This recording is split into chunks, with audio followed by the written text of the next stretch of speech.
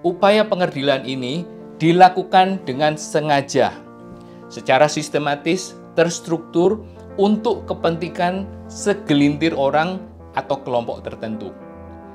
Ini sangat merugikan bangsa dan negara kita. Dan ini sudah berlangsung lama, bertahun-tahun, karena adanya sistem feodal dan struktur yang sudah tertata dengan baik untuk melindungi mereka yang melakukan semuanya ini. Dan satu lagi, budaya yang merusak seperti diskriminasi, tindakan sewenang-wenang, senioritas, dan kurangnya transparansi yang mengizinkan eksploitasi terhadap dokter-dokter ini terjadi. Ada teman saya tidak tahu ini hadir atau tidak ya, dari Jerman. Dia tamatan sekolah di Jerman, kedokteran. Pulang tidak bisa praktik, akhirnya berpraktik di Jerman. Itu saya ingat betul kisah Profesor Patmo Wahyono ya, saya lupa persisnya, Profesor Dr. Patmo Wahyono. Beliau baru bisa dikasih gelar guru besar, bahkan ketika beliau ini mengejutkan dunia bedah kedokteran, ya, karena membedah kembar siam dempet kepala pertama di Indonesia yang berhasil. Dia katakan bagaimana membelah itu seperti membelah uang kertas. Semua dunia terkejut sehingga dikenal teorinya Patmo Wahyono teori. Dunia mengakui dan Utrecht ingin menjadikannya profesor. Barulah Indonesia buru-buru minta dia bertahan di Indonesia untuk diberikan gelar profesor. Ini karena ada persaingan subjektif dalam profesi. Orang baru diakui dan terkejut kalau sudah gempar dunia. Nah akhirnya dokter muda, dokter-dokter yang punya kapasitas mumpuni, praktik di luar negeri. Dia tidak bisa pulang, bukan tidak cinta Indonesia, tapi begitu pulang jadi pengangguran. Kuliah di Johns Hopkins pengangguran, ditanya tetangga juga pasti malu, Pak.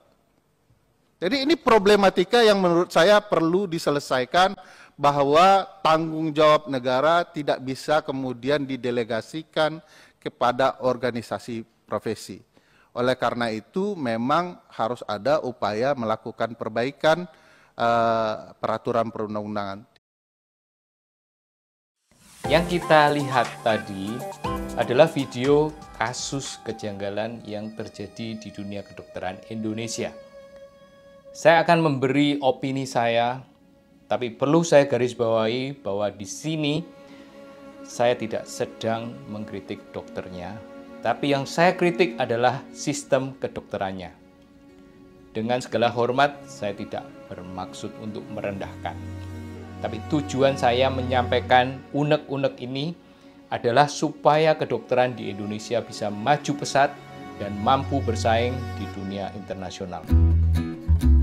Halo sahabat semuanya, nama saya Dr. Tony Setiobudi, spesialis bedah tulang dan bedah tulang belakang di Mount Elizabeth Hospital Singapura.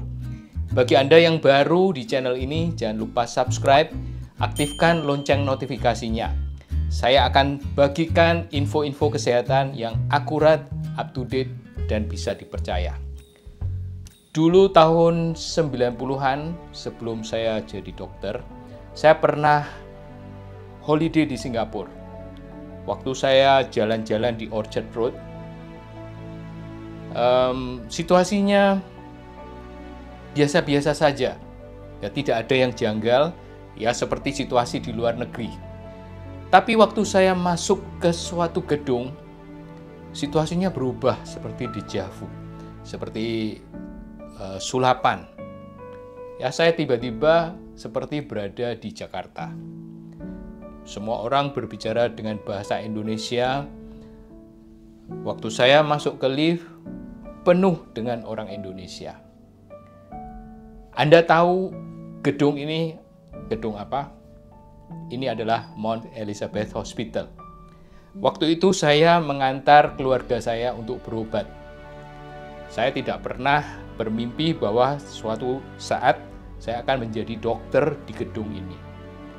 Tapi yang saya rasakan waktu itu adalah kejanggalan yang luar biasa.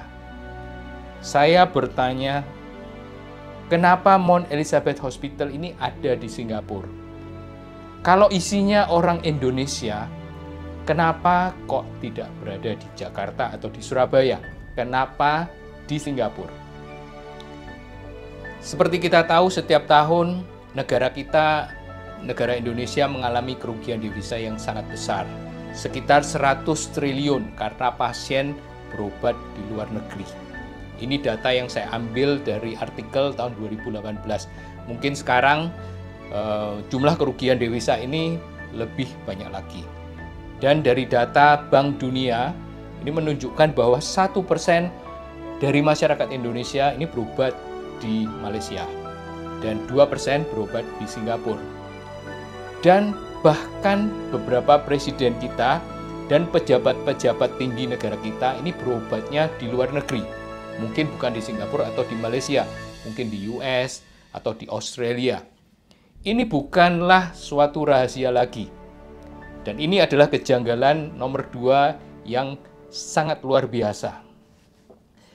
Mungkin kalau presiden atau pejabat tinggi negara ini punya penyakit yang langka, penyakit yang kompleks, yang tidak bisa ditangani di dalam negeri, dan mereka berobat di luar negeri, ini adalah hal yang bisa dimaklumi. Tapi kalau cuman medical check-up atau pengobatan penyakit biasa dan berobatnya di luar negeri, ini adalah hal yang aneh sekali. Jadi kalau saya boleh artikan, ini sama dengan mencoreng citra kedokteran di Indonesia. Tapi sebenarnya masalahnya apa? Kenapa puluhan tahun masalah kedokteran ini tidak pernah diselesaikan dengan serius? Saya ingin menyampaikan pendapat saya ini untuk kemajuan bangsa dan negara Indonesia.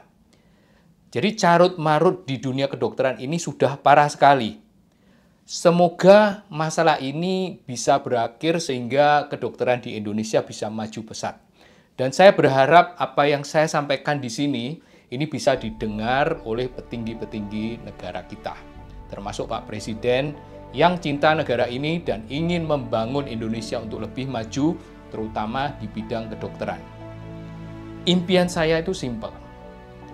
Suatu hari, dokter di Indonesia akan menjadi pilihan medis bagi semua masyarakat Indonesia, termasuk mereka yang berduit, bukan karena biayanya murah, tetapi karena handal dan berkualitas. Mereka tidak perlu lagi berobat ke luar negeri. Yang berduit pun pilih berobat ke Indonesia, bukan karena terpaksa, tapi karena mereka percaya. Mereka akan dilayani dengan baik, dengan kualitas yang terjamin. Sekarang, apa sih masalah kedokteran di Indonesia? Jadi sudah berpuluh-puluh tahun, kedokteran Indonesia ini menurut saya dibajak atau dijajah oleh organisasi profesi super body yang punya power yang sangat luar biasa, yang bertindak semena-mena terhadap anggotanya, dokter-dokter di Indonesia. Saya tidak perlu sebut nama organisasi ini. Upaya pengerdilan ini dilakukan dengan sengaja, secara sistematis, terstruktur untuk kepentingan segelintir orang atau kelompok tertentu. Ini sangat merugikan bangsa dan negara kita. Dan ini sudah berlangsung lama, bertahun-tahun, karena adanya sistem feodal dan struktur yang sudah tertata dengan baik untuk melindungi mereka yang melakukan semuanya ini, dan satu lagi budaya yang merusak seperti diskriminasi, tindakan sewenang-wenang, senioritas, dan kurangnya transparansi yang mengizinkan eksploitasi terhadap dokter-dokter ini terjadi. Organisasi profesi dan lembaga pendidikan kedokteran adalah organisasi yang sebenarnya diharapkan dapat memajukan kedokteran di Indonesia. Tapi ironisnya, organisasi inilah yang justru bertanggung jawab terhadap pengerdilan kedokteran di Indonesia. Jadi, Indonesia ini sedang dibajak dan dijajah oleh mereka-mereka ini. Dengan ini, mereka mendapatkan keuntungan yang luar biasa. Korbannya adalah citra kedokteran di Indonesia. Ada krisis kepercayaan yang luar biasa di masyarakat. Kedokteran Indonesia yang seharusnya bisa bersaing, sekarang dianggap rendah oleh masyarakat kita sendiri dan juga tidak dipercaya oleh petinggi negara. Tapi saya bersyukur karena ada angin perubahan. Reformasi terhadap kedokteran di Indonesia ini sedang terjadi. Dan ini adalah arus yang tidak bisa dibendung. Masyarakat dan pemerintah sudah gerah dengan hal-hal negatif yang dilakukan. Jadi, revisi Undang-Undang Praktik Kedokteran ini wajib dilakukan. Karena tanpa ini, kedokteran di Indonesia tidak bisa maju pesat. Dan saya yakin, seyakin-yakinnya, setelah revisi Undang-Undang Praktik Kedokteran ini dilakukan, dalam waktu beberapa tahun kita akan melihat perkembangan yang luar biasa.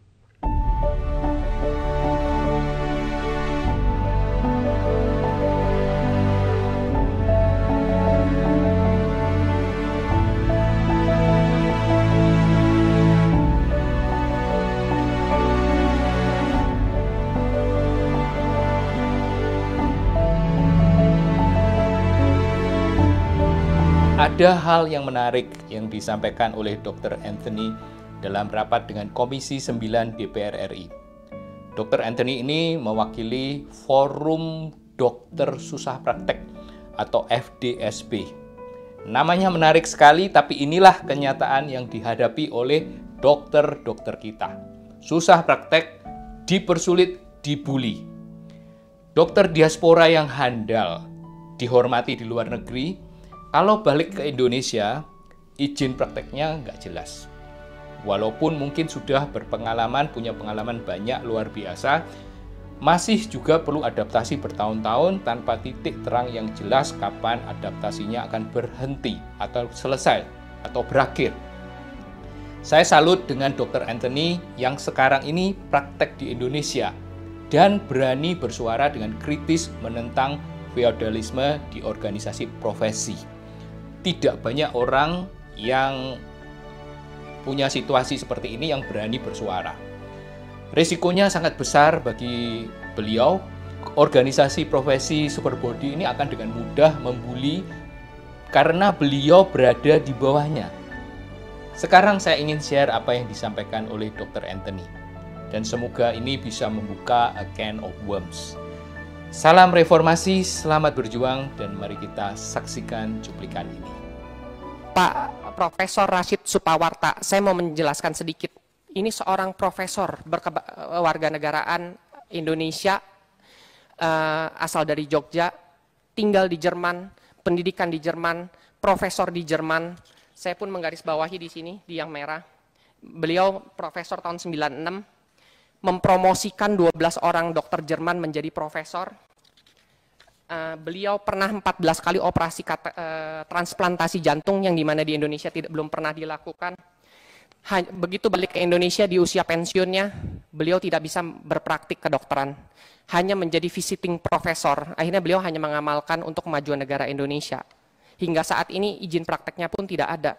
Beliau bercerita pada kami-kami diaspora yang ada di Jerman, waktu itu betapa terjadinya permasalahan yang ada. Beliau ini di Jerman ternama, namun di negaranya sendiri memiliki kendala untuk berpraktik dan mengamalkan ilmunya. Seorang bila sesudah spesialis itu harus tergabung dalam perkumpulan organisasi profesi dokter umum ID dan juga perkumpulan dari masing-masing bidangnya. Dan ini tentu diwajibkan, bila tidak bergabung itu seperti di-exclude dan SIP suatu saat tidak akan bisa keluar perizinannya. Ini yang terjadi di Indonesia. Kemudian biaya-biaya yang harus dikeluarkan. Kita wajib seminar lagi mengenai kegawat daruratan, kemudian biaya anggota ID, biaya anggota KSKD, biaya surat kompetensi, surat rekomendasi, terus ada lagi biaya koperasi. Sedangkan di negara maju itu tidak ada seperti itu. Karena itu sudah diatur dalam kurikulum dan saat bekerja pun mereka wajib menangani kasus-kasus kegawat daruratan yang berlaku. Kemudian perkiraan biaya besar tentunya. Sedangkan di negara maju itu tidak karena sudah masuk dalam kurikulum semuanya. Dr. Anthony 3 menit lagi ya biar kita bisa dialog ya. Ya, intinya ini ada batasan waktu juga, di Indonesia 5 tahun harus perpanjang, sedangkan di negara Eropa itu seumur hidup. Di Indonesia, organisasi profesi itu memiliki power untuk menerbitkan surat izin praktek, sedangkan di Eropa itu semua dipegang oleh lembaga negara yang mengaturnya, sehingga tidak ada tuh surat izin praktek itu tidak ada, karena dianggap standar yang sudah lulus adalah standar yang berkompeten. Kadang seorang dokter berstudi ke luar negeri atau mengurusi keluarganya ketika memiliki keturunan, akhirnya lupa perpanjang STR, dan berujungnya Pak pada saat memperpanjang STR tidak dipermudah, terutama yang saya dengar di daerah itu mengalami kendala bisa 2 tahun pun tidak keluar surat izin STR, kadang harus ujian lagi. Sepertinya ini polemik yang tidak ada habisnya, karena akhirnya muncullah calo-calo preman-preman yang ingin mengurusi, tapi sebenarnya tidak selesai juga ujung akhirnya. Sumber pendanaannya ini ternyata dalam suatu organisasi profesi itu sangat banyak, dari ujian kompetensi, seminar kepengurusan SKP, biaya keanggotaan, surat rekomendasi STR, ujian, alarm, kemudian rekomendasi SIP, biaya koperasi, ini banyak sekali. Mungkin kita mengingat apa yang dikutip dari Dr. Judil Heri Justam. Tidak pernah ada audit dalam organisasi profesi yang berjalan di negara ini. Satu dan lainnya pun tidak terikat. Jadi seorang dokter memiliki keanggotaan di A, ingin berpraktek di B, harus menjadi anggota juga di keanggotaan di organisasi B. Kemudian tidak adanya kejelasan aliran dana yang dipakai untuk apa saja.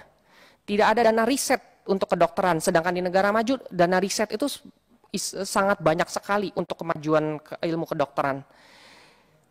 Yang terjadi akhirnya apa? Bukannya menjadi lebih baik, akhirnya mempersulit keadaan. Dan juga ya inilah tadi yang saya sebut, peluang pengurusan surat-surat sebagai jatah preman itu terjadi untuk mempermudah proses alur perizinan. Kultur feodalisme itu tentunya akan mempersulit. Pertanyaannya adalah, kita bisakah memperbaiki dengan mengimplementasikannya dalam hukum-hukum yang pasti. Kemudian banyak organisasi yang di bawah IDI, karena IDI ini dianggap paling superior, membawahi KKI, MKKI, PBID, kolegium spesialis dari bidang-bidang masing kedokterannya. Waktu tunggu proses adaptasi itu kisarannya kurang lebih paling cepat 7 bulan, bisa sampai 2 tahun. Bahkan saya pada saat waktu mau adaptasi ada dokter anak lulusan dari negara lain itu sampai 5 tahun pun tidak dipanggil-panggil untuk interview.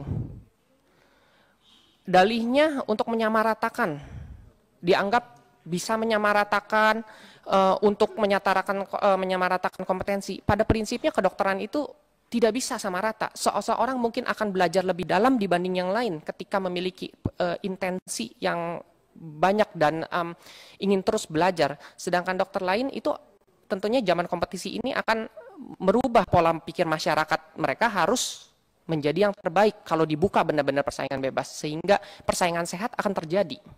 Dalam proses adaptasi membuat standar yang berbeda dari negara maju. Ini yang menarik sekali apa yang terjadi ya. Jadi ini bisa dikatakan sebagai pemerasan terselubung berjas putih. Kemudian biaya UKDI mahal, biaya adaptasi lebih mahal. Ini mengenai biaya adaptasi aja, kemarin saya diskusi dengan kolega-kolega di satu universitas ada yang menarik biaya untuk dokter umum ya adaptasi 50 juta hingga 180 juta. Tergantung universitas mana mereka masuk. Kemudian biaya ya itulah. Kemudian ada biaya PIT, harus sewa hotel, biaya ujian, kemudian secara tidak langsung ujung-ujungnya pasien menjadi korban karena kultur feodalisme. Harusnya dokter bisa berpraktek, ilmunya cepat-cepat diimplementasikan, yang ada tertahan. Bila IDI tetap mempunyai kewenangan, ibarat orang sakit kanker mau mengobati diri sendiri, tidak akan ada perubahan. Yang ada semakin sulit dan urusannya semakin rumit. Kemudian kultur feodalisme sudah turun-temurun dan berpuluh-puluh tahun mengakar. Perlu niat dari semua stakeholder untuk merubah sistem yang ada. Seorang adaptan dikatakan tidak boleh mengambil subspesialisasi karena dianggap tidak memiliki ijazah dalam negeri. Anda kan hanya memiliki ijazah luar negeri, jadi Anda tidak boleh mengambil sub. Ini sesuatu yang unik menurut saya. Di luar negeri, kami bila masuk ke luar negeri itu bisa mengambil subspesialis dan menjadi prof. profesor bahkan. Sedangkan di dalam negeri kami sepertinya ada sesuatu yang menghambat ya. Inilah yang penting pun juga program residensi itu perlunya digaji itu dari keuntungan rumah sakit supaya terjadi sistem tatanan persaingan yang sehat dan juga pelaksanaan terhadap pasien yang baik. Tentunya ini sangat kompleks karena keterikatan dengan BPJS dan pendanaan dari pasien sendiri. Kemudian standar pendapatan yang jelas itu perlu diatur oleh pemerintah. Setiap orang perlu mendapatkan penghasilan. Itu merupakan bagian dari HAM, bukan dieksploitasi terus uang orang tua, tanda kutip. Kemudian jam kerja saat residensi itu harus diatur jelas supaya penanganan terhadap pasien itu optimal dan maksimal. Setiap orang itu perlu mendapatkan waktu istirahat dan harus ada sanksi bila oknum yang melakukan eksploitasi sesama kolega. Harus juga ada organisasi wadah yang berfungsi baik untuk bila terjadi penyimpangan dalam lapangan. Kemudian program residensi spesialis itu di bawah konsil kedokteran langsung atau di bawah Kementerian Kesehatan, dan juga orang yang duduk di Konsil Kedokteran Indonesia orangnya netral dari latar belakang yang berbeda, dan juga tidak rangkap jabatan dalam organisasi profesi. Ini yang sangat penting perlu ditekankan karena begitu rangkap jabatan konflik of interest. Kemudian tidak merupakan pihak Kemenkes, pihak DPR itu juga penting untuk atau staf khusus presiden untuk pembenahan sistem. Diaspora dari negara maju, dari negara maju di medical tourism supaya banyak perbaikan sistem. Program subspesialis atau konsultan itu slotnya sangat terbatas di Indonesia karena menganut sistem university base, dan ini terjadi secara terselubung penerimaan yang subjektif. Dan juga bila ini terus terjadi, pemenuhan kuota akan sangat lambat dan tidak akan pernah tercapai. Perlunya direstrukturisasi amandemen Undang-Undang Praktek Kedokteran 2004, penyederhanaan sistem menjadi PTSP, kemudian menaruh porsi yang sesuai sebagaimana mestinya, transparansi urusan, pemerintah wajib mengambil alih semua urusan yang berkaitan dengan hajat hidup orang banyak. Yang kita harus menjadi acuan adalah negara maju, berarti sistem yang mudah, simpel dan ramping. Baru Indonesia bersiap diri untuk menjadi negara tujuan medical tourism, di mana yang kita ketahui saat ini dilemanya orang yang memiliki keadaan ekonomi yang baik itu dengan mudahnya berobat ke luar negeri. Semakin kita menutup diri, semakin kita tidak mau berkompetisi, semakin kita terisolasi dari negara luar dan juga tertinggal dari negara maju. Mantan presiden kita semua, Dr. B.J. Habibie berobatnya ke Jerman. Kemudian Pak Harto pernah berobat juga ke Jerman untuk medical check up. Pak SBY berobat ke Amerika. Pak Abdurrahman Wahid memiliki masalah jantung berobat ke Amerika. Pak Taufik Kemas berobatnya ke Australia. Sedangkan negara tetangga kita karena sistemnya diperbaiki, mereka berobat di negaranya sendiri.